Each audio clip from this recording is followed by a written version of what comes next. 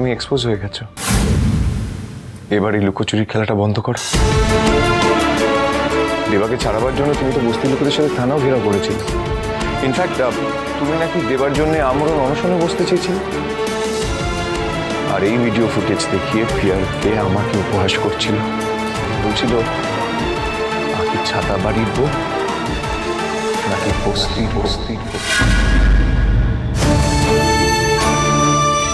নিশ্চয়ই ওটা আঁখি ছিল, আর গৌরব ভেবেছে ওটা আমি। কিন্তু এখন ওকে বললেও ও বিশ্বাস করবে না, উল্টে সমস্যা বাড়বে। তবে একটা বিষয় নিশ্চিত হলাম যে দেবা ছাড়া পেয়েছে। আচ্ছা, এতক্ষণ তোমাদের সেলিব্রেশন চলছিল বুঝি?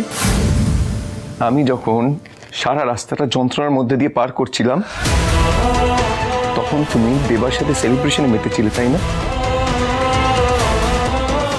আমি যখনই সবকিছু ভুলে নতুন ভাবে কিছু শুরু করতে চাই, ঠিক তখনই তুমি কোনো না কোনো ভাবে সবকিছু ভেঙে চুরমার করে দাও। আমি না, সত্যি বলছি, আমি সত্যি তোমাকে বোঝার অনেক চেষ্টা করেছি আগে, পারিনি। আর সেটা আমারই ব্যর্থতা।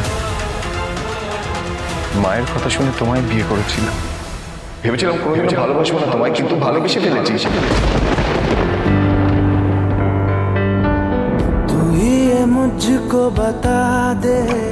এই প্রথম আপনি বললেন যে আমাকে আপনি ভালোবাসেন। সে কথাটা শোনার জন্য আমি এতদিন ধরে স্বপ্ন দেখতাম, কিন্তু এমনই আমার অবস্থা যে না আমি আপনাকে সত্যিটা বলতে পারবো, না আমি মিথ্যে পরিচয়ে আপনার ভালোবাসাটা গ্রহণ করতে পারবো। আমাদের দুই শালিকের ঘর ঝড়ের মুখে খড়কুটোর মতো দাঁড়িয়ে। সত্যিটা জানলে আপনি কি করবেন গৌরব?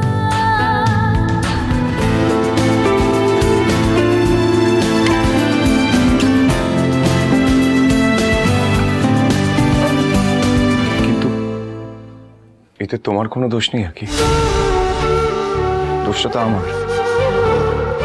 একটা মিথ্যে ভালোবাসাকে আঁকড়ে ধরেছিলাম। হাত থেকে দেখেছো, হাত থেকে কাঁচের গ্লাস পড়ে যেমন ভেঙে চুরমার হয়েছে,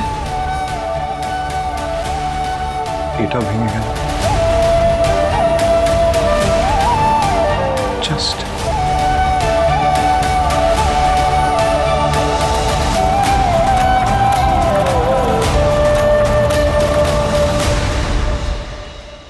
ভাঙনের খেলাটা এবার এখানেই শেষ হোক কাকি।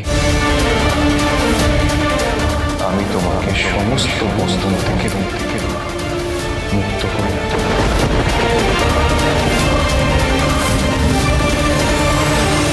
আমি তোমাকে ডিভোর্স দেব।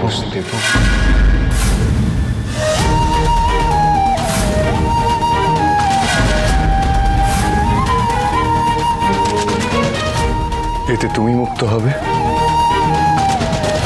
আমিও মুক্ত হব।